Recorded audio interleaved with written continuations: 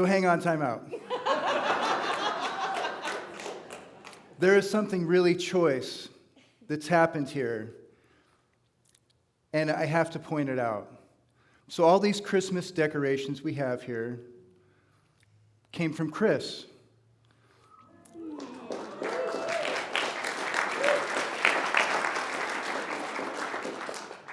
And Robin and Sanya lovingly put them up and decorated. And I am here giving this talk, apparently. And it's a little known fact that Robin, Chris, and I are all former Jehovah's Witnesses.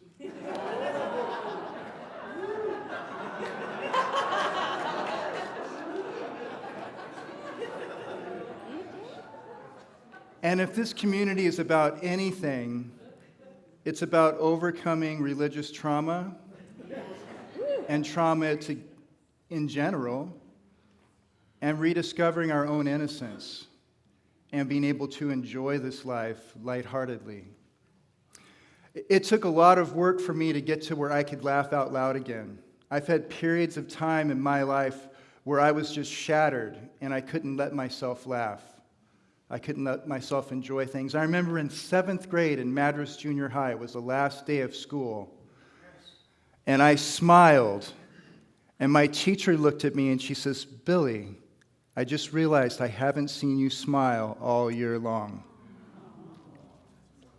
And it's taken a lot of work going through the steps of recovery, the 12 steps, and doing all my amends, and really actively praying and meditating and trying to find that place in myself again where I could laugh without being drunk or high, where I could just laugh at life. And to me, it's one of the great victories in this life. In fact, I've said this before, and I really believe it. If I died today, this life would be a success because I can laugh with an open heart.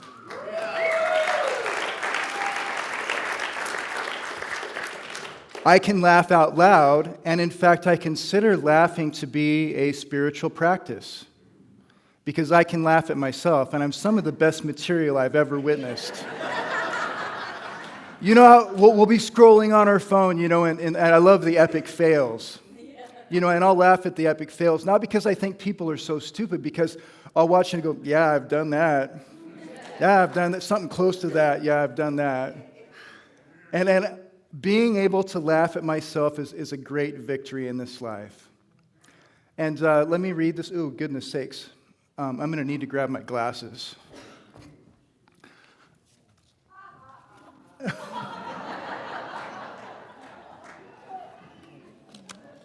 Oh, no. Okay.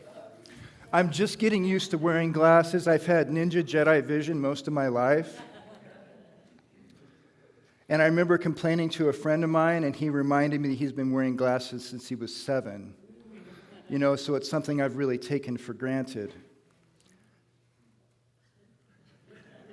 So something about humor that's really interesting is I remember reading about scientists were trying to figure out the evolutionary advantage of humor because it's something that's really unique. It's across cultures. We all have it. It's in families, but they haven't figured out how it's added to our evolutionary development, as if we're just biological beings. And in fact, we're so much more than biological beings. There's so much more going on with this. And the idea of it being a Ninja Jedi superpower, last time I spoke was on gratitude. And the big thing I wanted to talk about gratitude, it was more than being appreciative. It's a way of living life. And it's something that's accessible to us all. And I feel that humor is the same way. It's something that's accessible to us all. It enriches us all. We're worthy of humor. And let's go to the first slide, Kev. Okay, so we're going to be talking about some of the scientific aspects of humor and some of the spiritual ones. It's a universal human expression. Laughter is a natural and common form of human communication found in all cultural societies. It's a combination of physical and emotional and social responses. Laughter involves a complex interplay of psychological and physiological and social elements. It's triggered by humor, joy, or amusement. Laughter is often a response to positive stimuli that evoke a feeling of happiness, amusement, or delight. It's a multifaceted human expression that encompasses physical, emotional, and social aspects. And there's so many stories. Let's go to the next slide. Okay, look at this baby's face on the next slide. Precious love. You know, we're born with humor. This is something that's innately written into ourselves, in our DNA. Laughter is a powerful tool that has a profound impact on our physical and mental and spiritual health. It triggers a cascade of physiological responses, including reduced stress, improved immune function, and increases endorphin release. These benefits contribute to an overall sense of well-being and promote healing in all aspects of our lives. And this reminds me of being a dad. I laughed a lot with my kids. I would sing to my kids. You know, you have a baby and it's just this little blob. You know, it's like a little blob. And then slowly this little blob starts looking back at you and laughing, and it starts to become a little human being. Well, this is when my oldest son was just beginning to become a little human being, and I remember I was doing the master cleanse, which is lemon juice, grade B maple syrup, and cayenne pepper. And I was going through a heartbreak at this time, so I thought, sure, let's do a cleanse. You know, let's just strip this all down now. You know, I'm good at suffering.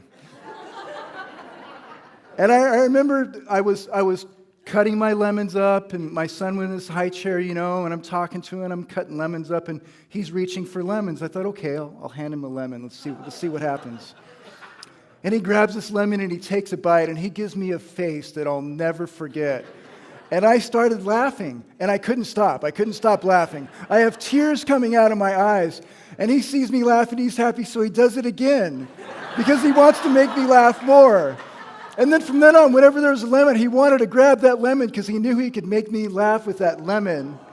And just what a precious love that is. There's something interesting about humor. Is that there are some times in my life that it's been so funny, even though I was pissed off or angry and in a bad mood, I had to laugh.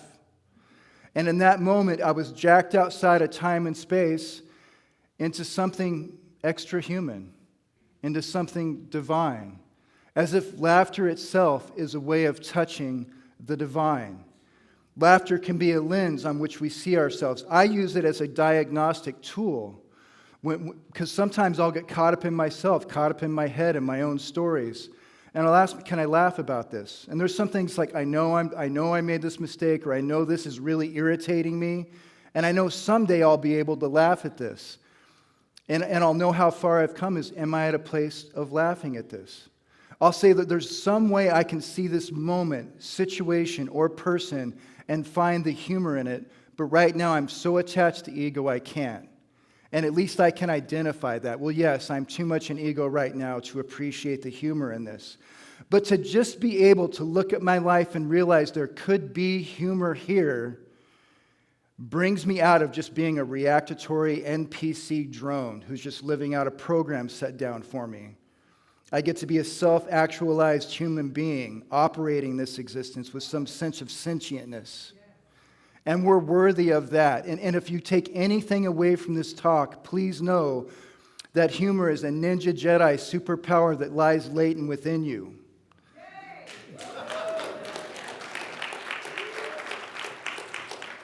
Let's go to our next slide. All right, I'm going to read this because I know how to read. So these are some of the scientific things and some of the things I've added, because there's a lot on the health benefits of humor, but I don't think I didn't find anything online about humor being a spiritual practice. So that's kind of a new thing for us to consider, as humor is a spiritual practice, but laughter is a therapy. Laughter therapy uses laughter and humor to promote healing and well-being in various medical conditions such as cancer, chronic pain, depression, and just being generally pissed off. Physiological benefits of humor. Are you ready for this? Laughter therapy has numerous psychological benefits, including reduced stress, improved immune function, and increased endorphin release, which can aid in the healing process. Physiological benefits. Laughter as a practice can also have psychological benefits, such as reduced anxiety, improved mood, and fostering social connections, all of which contribute to better mental health. Applications. Laughter therapy has been used in a variety of medical settings, including hospitals, nursing homes, cancer treatment centers, to help patients cope with the emotional and physical challenges. And laughter is a spiritual practice. I wrote this one. When we recognize together laughter and humor as tools which alter the lens in which we see ourselves and the situations presented to us, our hearts open and our spirits flourish. And this is one of the big things that I have adopted in my life, and that is I desire to live this life with an open heart. Even through times that are ugly and difficult, even in situations where I feel absolutely helpless, I'll ask myself, can I just open my heart to this? And there are times when, goodness sakes, there are times when I'm in anxiety and I'm praying and I'm meditating. I'm doing those things like I'm calling a friend and talking to a friend. But there are so many things that are just out of my control. And this life deals us a hand. And I've accepted the fact that good things happen to bad people and bad things happen to good people. And there are times in my life where bad things are happening to me or bad things are happening to people I love, and there's nothing I can do about it. In the rooms of recovery, we'll say, sometimes you have to be comfortable in your discomfort. And in those times where I realize there's nothing I can do, and I'm laying in bed and I'm racked with anxiety, and I just, how can I open my heart to this?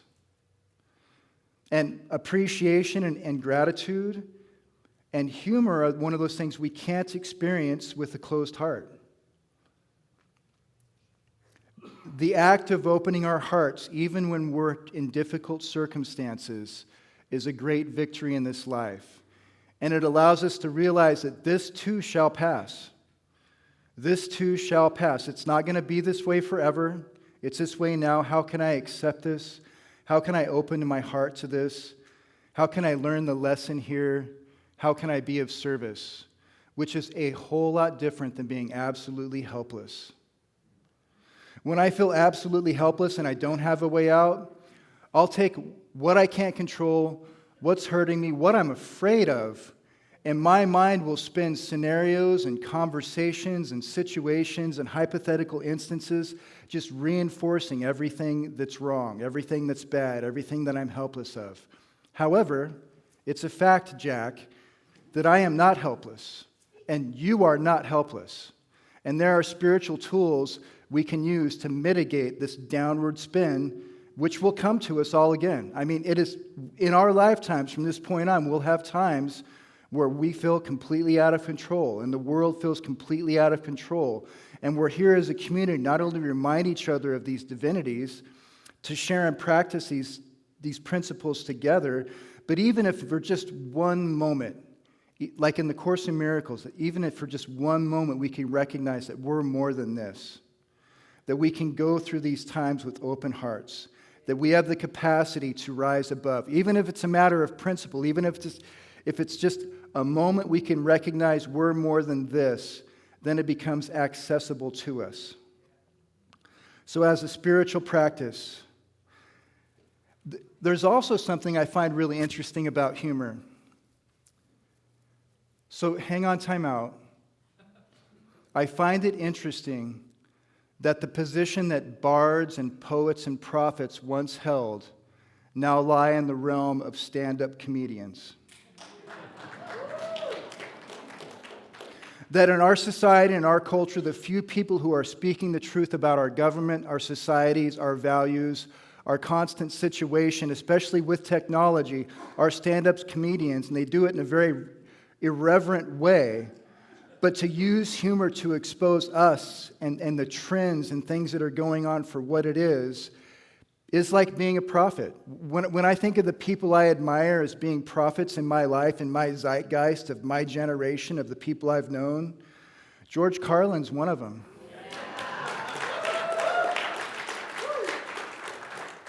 And to use that tool of humor to speak of things which may be irreprehensible, may be vile. And there are things going on in this world like that, but to use humor as a tool to expose them, to put them in a place where we can just look at them for what they are, in a way that's not looking at it as though we're afraid, it's empowering. It's an empowering way, and I use it to look at my own self. So we'll look at the healing power of humor. We'll read this. This is part of science again. But just to reaffirm that there are actual pragmatic benefits of choosing to see life through humor, or even looking at it as when's the last time you laughed out loud? or allowed yourself to belly laugh? You know, and I'll notice myself, it's interesting that in the rooms of recovery, there's a lot of tragedy there because people are coming back from the brink of death and destruction. But the things we laugh about in those rooms would make your hair curl.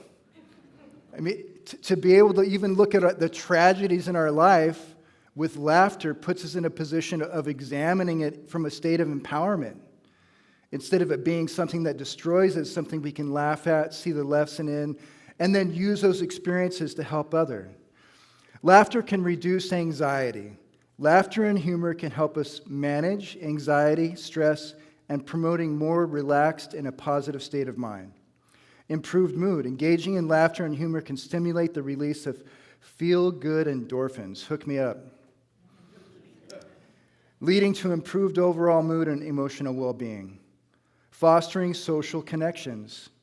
Shared laughter and humor can strengthen our social bonds, enhance communication, and foster a sense of community and belonging. Better physical and mental health. The positive effects of laughter and humor, such as reduced anxiety, improved mood, stronger social connections, and can contribute to overall physical and mental health outcomes. And let's go to the next slide. This is incorporating laughter into our daily life. Imagine you had a regiment of laughter. Would that be a worthy practice, a regimen of laughter? I have a nephew, and his spiritual practice is watching stand-up comedies. And a lot of times my family have to get me to do that because I can be a relatively serious person, you know, to get me to sit down and watch a stand-up comedian. And then I'll find myself laughing. And River and I will watch The Office. And I'm not superstitious, but I am a little stitious.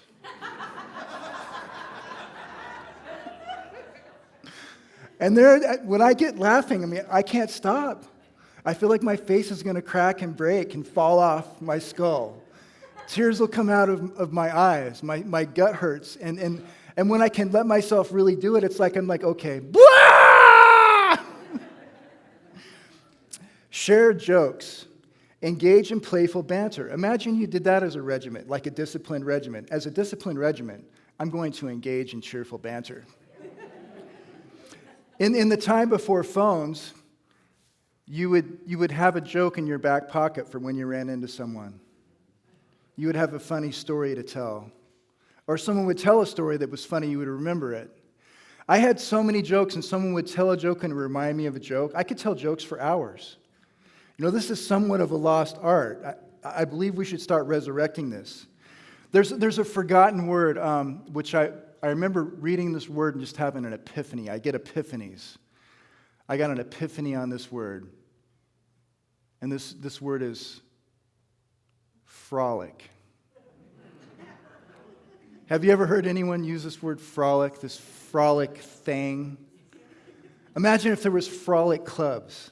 Okay, on Tuesdays at 2:30 a.m., we're going to meet at Pioneer Park and frolic. I'm going to teach a class on frolicking. Okay, the rules of frolicking are, but it's a worthy thing. It's to value humor. To go out of our way to experience humor is a valuable thing, especially in community, that we not take ourselves so seriously. You know, I love the idea of spirituality. I love the idea of meditating. I love the idea of having a benevolent view on life and on myself. I love morals and principles and ideals.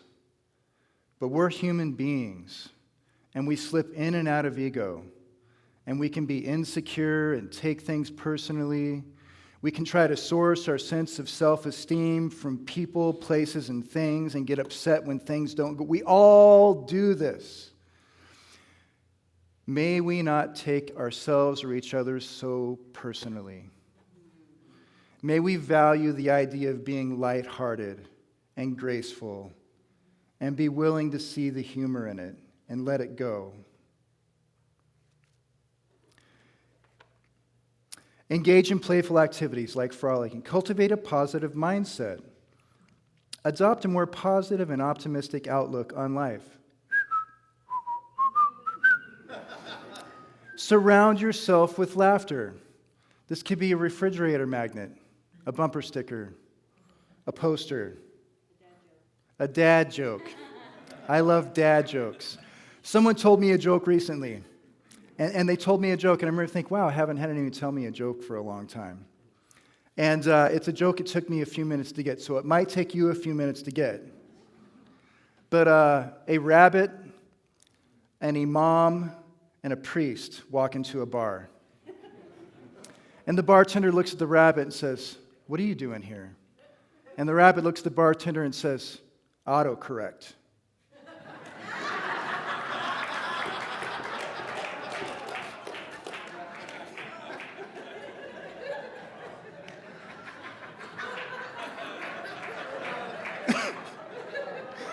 Let's go to the next slide.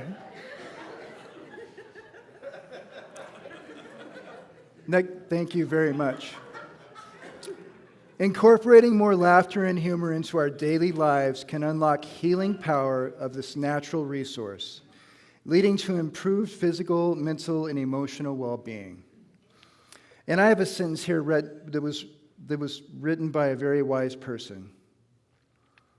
It says, our humanity is a tool for accessing our divinity, and it's important to embrace it as such. You can't live in one without the other for any sustainable period. Laughter is a physical act which brings us fully into the present moment, which is where we access our divinity.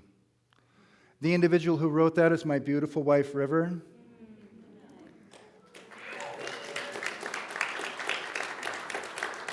And I would like to say thank you, River, and thank you, Ezekiel, for helping me learn how to use this keynote and helping me with it, because it helps me a lot to have it.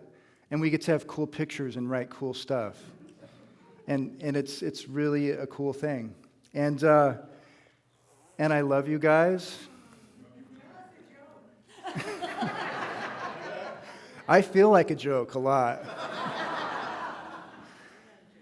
And I wish you all the best.